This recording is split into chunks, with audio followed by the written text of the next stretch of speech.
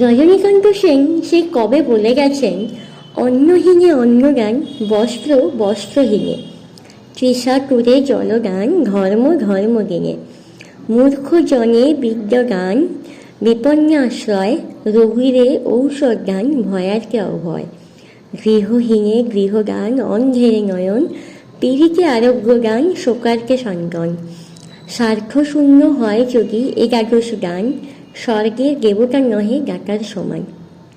এই দ্বাদশ দানের অন্যতম মহৎ দান বস্ত্রদান দেখে এলাম মেদিনীপুরের পিসিমণি পিসমশার বাড়িতে শান্তিনিরে।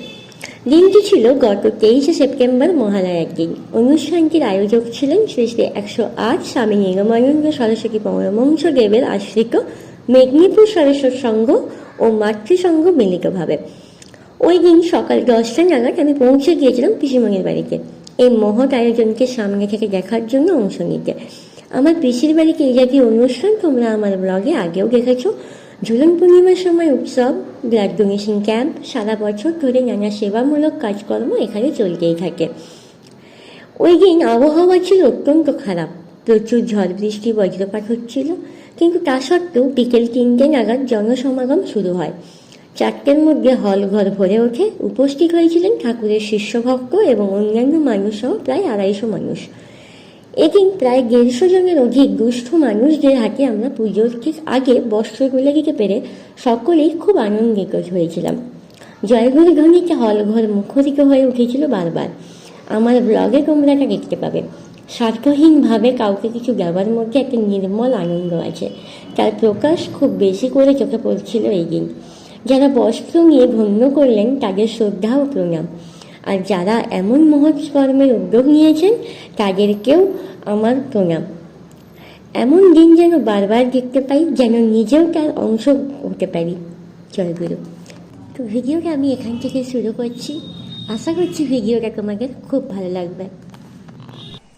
হ্যাঁ এভরিওয়ান, আমি রিঙ্কি, তোমরা দেখছো বাঙালি মেয়ে ব্লগ। আর আজকে আমি দেখতে পাচ্ছি মেদিনীপুরে। আমি এখন বেরোচ্ছি মেকা গিগির সাথে, একটু বাজারে কিছু কাজ আছে। আর কী কারণে আমি আজকে মেদিনীপুর এসেছি সেটা তোমাদেরকে একটু পরে বলছি। বাজার থেকে আসি তারপরে। চলো এখন যাওয়া যাক মিতাজি পিছনে। কেউ ফোন করেছে, কথা বলছি। চলো। বাজার থেকে আসার পর আর আসেনি,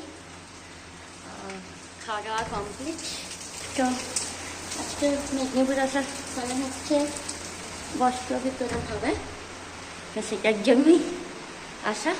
এদিকে মিতাজি মালা পরাকে বেশ, এই হচ্ছে মালা। তারপর তো অলরেডি পরানো হয়ে গেছে দুটো। এই ছোটো মালাগুলো কিসে হবে? আচ্ছা, ভালো লাগছে দেখতে। হ্যাঁ, সেফকিপিং। বস্ত্র বিতরণের সমস্ত কিছু রেডি, বাট বাইরে প্রচণ্ড বাজেভাবে বৃষ্টি পড়ছে। এখন বাজছে মোটামুটি 3টাও বাজেনি, 2:40। বাইরের ওয়েদারটা জাস্ট দেখো, জানলার ভেতর দিয়ে দেখাচ্ছি। জানলার বাইরে দিক থেকে দেখলে তোমরা বুঝতে পারবে, কারণ বাইরে প্রচণ্ড যেহেতু বিদ্যুৎ চমকাচ্ছে, আমি ওই জন্য যাচ্ছি না আমার জানলার সামনে বেশি। পুরো অন্ধকার করে গেছে ভেতর। এখানে ঠাকুরকে মালা পরানো কমপ্লিট, 3টে মালা। এখানে জানলাটা খোলা আছে। এই যে এই হচ্ছে বাইরের ওয়েদার, প্রচণ্ড ঝিট আসছে। হ্যাঁ ঠিক আছে, চাটা না না মামনি, মামনি। হ্যাঁ আমার পিসিমণি চা করেছে। মামনি, মামনি চাটা দারুণ হয়েছে, সত্যি বলছি, বিশ্বাস করো। তুমি টাকাও একটু।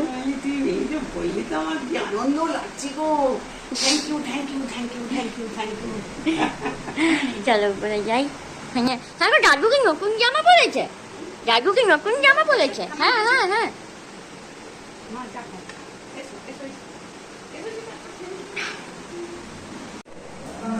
যাচ্ছি এখন উপরে, অনেকে চলে এসছে।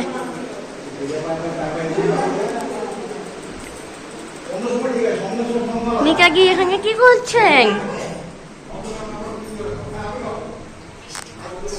খাচ্ছ না বাড়ছ, সেটা আমিও জানি, ঠাকুরের জন্য।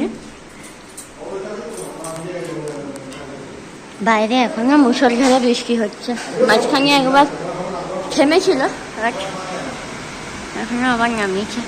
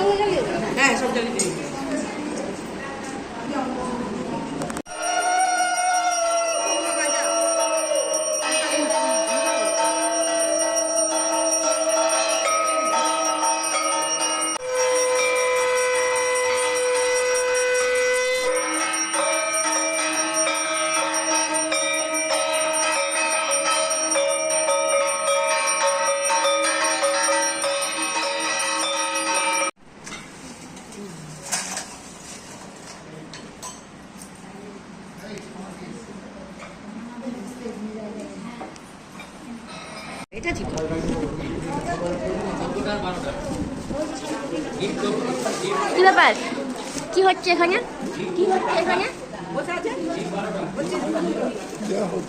কি যাওয়া হচ্ছে? কে আমি? আমি কিছু কথা বলছি।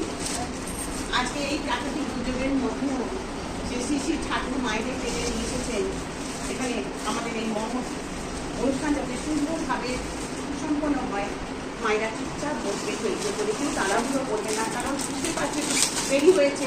প্রত্যেকটা মা কম বেশি কিন্তু ভিজেই এসেছে, আমরা দেখছি কষ্ট হয়েছে।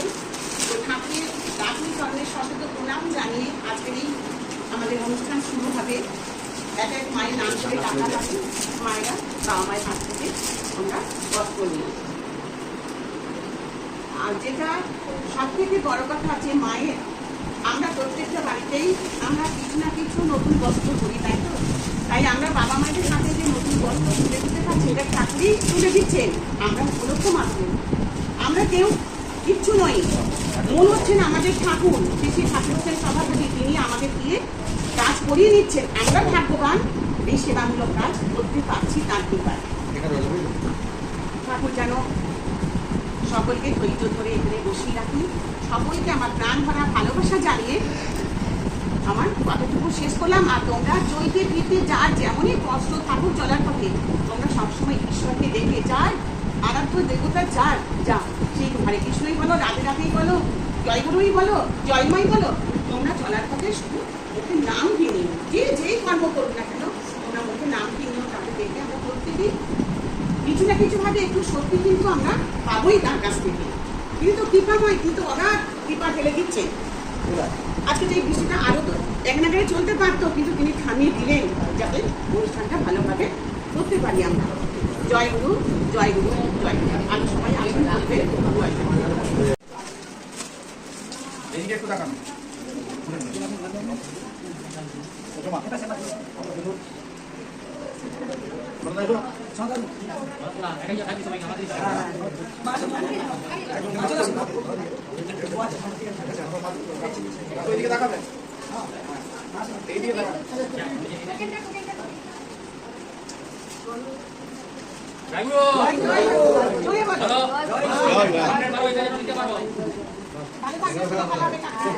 জননী দাস, জননী দাস, ভবানী দাস,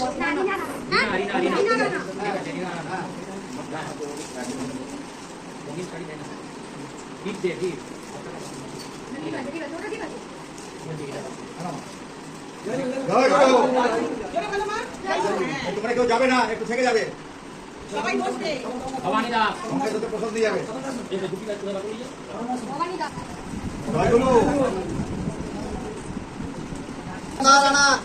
প্রথম গিটটা ফাঁকায় ফাঁকায় চললেও লাস্টের গিটটা ঠিক এইরকম অবস্থা, সব এক জায়গায় জড়ো হয়ে গেছে আর কি।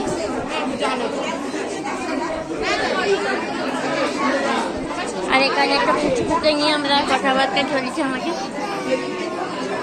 সবাই ওর জামার পিছনে পড়েছে।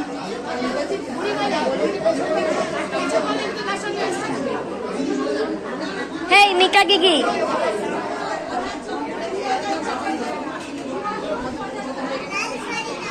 আর ওদিকে প্রসাদ দেওয়া হচ্ছে।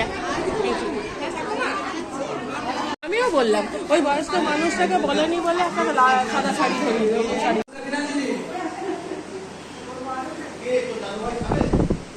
মুনি পর্ব চলছে। বাবা, তুমি কি খাচ্ছ, চা না জল? জল? মামুনি মুড়ি খাবি না? হ্যাঁ খাবো, তুমি খাবো না? আমি খাবো না, আমাকে একটু শসা দিতে। তুমি 2 পিস শশা খাওয়ার জন্য করে এসছো? খাবো না, আমি ওই মটরশুঁটি একটু খাবো, মুড়ি খাবো না। আমার মুখ কালো কালো দেখালে।